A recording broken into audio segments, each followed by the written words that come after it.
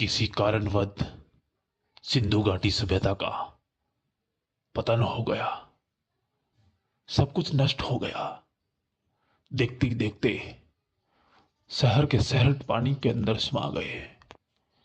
बेचारे वहां के लोग पानी के अंदर समा गए और इतनी बेरहमी से मारे गए, कोई उसको बचाने नहीं आया। लोग कहते हैं कि कर्म के आधार पर मृत्यु जीवन होता है, सुख दुख होता है, कष्ट मिलता है, पर एक साथ सात सभ्यता को डूबते हुए भगवान ने किसी को नहीं बचाया। ये तो बड़ी अद्भुत बात हो गई कि कोई वहां बचाने नहीं आया। क्या उन लोगों ने सब ने बुरे कर्म किए थे क्या? आप लोगों को क्या लगता है कि जो 7 प्रमुख शहर थे, बड़े बड़े शहर जो बताए गए हैं, क्या वो लोग बुरे कर्म किए थे जो एक साथ मर गए? ऐसा नहीं होता है।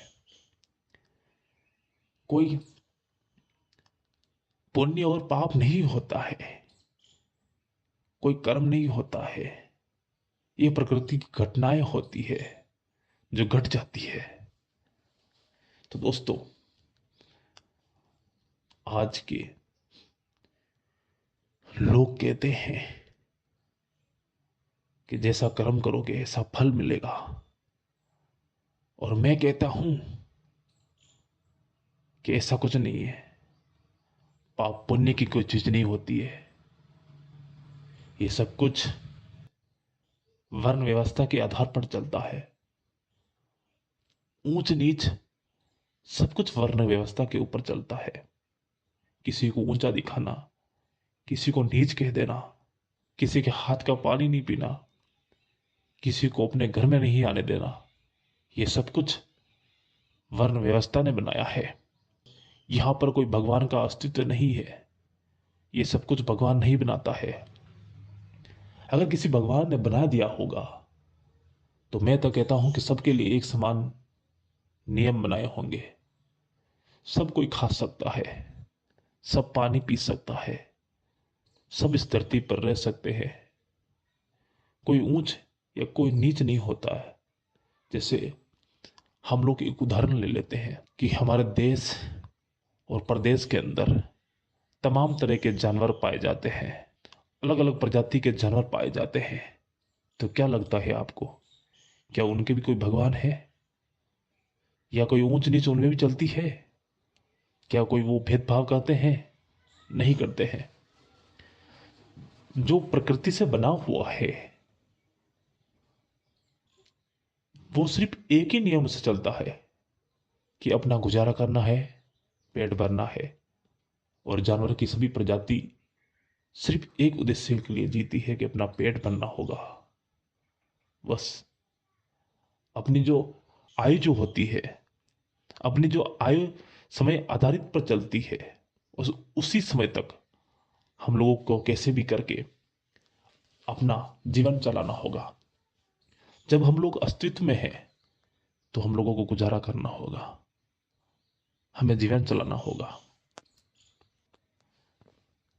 यहां पर साफ साफ दिखाई देता है कि जब डायनासोर की उत्पत्ति हुई थी, डायनासोर हमारी धरती पर राज कर रहे थे, तब कौन सा भगवान था, कौन सा ब्रह्मा था, कौन सा विष्णु था, और कौन सा वो शिव था जो कि सबको बैठकर कोई पैदा कर रहा है, कोई पाल रहा है और कोई संहार कर रहा है?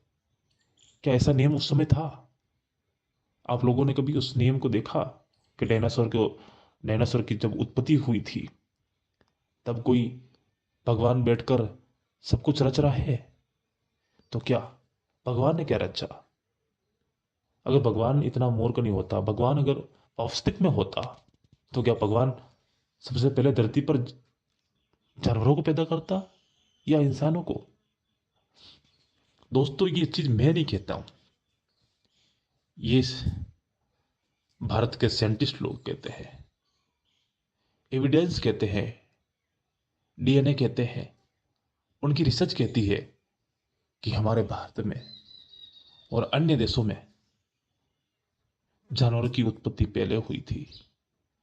डायनासोर से पहले भी कोई अलग अलग प्रजाति के जानवर पाए जाते थे, जो कि बड़े विराट और बड़े विशाल थे और इतने खतरनाक थे कि डायनासोर को भी एक ही झपक में पूरा का पूरा निगल लेते हैं।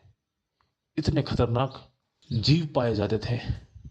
तो आपको क्या लगता है, क्या उस समय कोई भगवान नहीं था, या भगवान कहीं निद्रा में सो रहा था, जो कहीं लाखों साल करोड़ों साल तक डायनासोर ने राज कर लिया? क्या उस समय भगवान बुद्धिहीन था? क्या उनके अंदर बुद्धि नहीं थी कि भगवान इंसानों को बनाकर उन डायनासोर के अंदर भेज दे? सब कुछ प्रकृति के नियम के आधार पर चलता है। एक समय ऐसी घटना हुई थी जो कि डायनासोर एक ही पल में उसका अंत हो चुका था। तो बताओ, अब बताओ आप लोग, कौन से कर्म के आधार पर वो लोगों की मृत्यु हो रही थी, उन जीवों की मृत्यु हो रही थी कि एक ही पलक में सारे के सारे खत्म हो गए?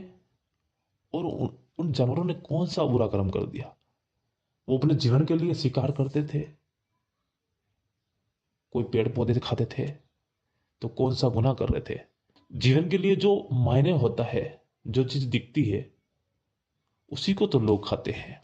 किसी और देश की अगर बात की जाए, हमारे देश को छोड़कर किसी और देश की बात की जाए, तो वहां पर आप लोगों को देखने को मिलेगा कि मछली खाकर लोग गुजारा कर रहे हैं। कोई अन्न नहीं, कोई सब्जी नहीं, समुद्र किनारे रहते हैं और सुबह शाम मछली पकड़कर खाते हैं और मछली का व्यापार करते हैं। तो अब बताओ, जहां जिस क्षेत्र में लोग रहते हैं, जैसी उनको व्यवस्था मिलती है, उसी तरह वो लोग अपना जीवन चलाते हैं, अपना जीवन गुजारा करते हैं। तो इसमें कौन सी कर्म की बात आ गई, कौन सा पाप आ गया इसमें? सब कुछ दोस्तों बकवास हो सकता है, इस बात पर विश्वास नहीं किया जा सकता है। मैं तो यही कहूंगा कि आप लोग अगर किसी चीज पर विश्वास करते हो तो छानबीन करिए, समझिए उन चीजों को कि आखिर वाकई में सत्य क्या चीज था। क्या डायनासोर थे, या कोई महापुरुष थे जो कि कोई सतयुग चला रहा था? सतयुग में लोगों की उत्पत्ति हुई थी, ब्रह्मा विष्णु महेश की शादी हो रही थी, और उसके बाद जब द्वापर चलता है तो अलग अलग प्रकार के देवता भगवान की उत्पत्ति होती है और रचनाकार होता है। और रचनाकार होते हुए बाद में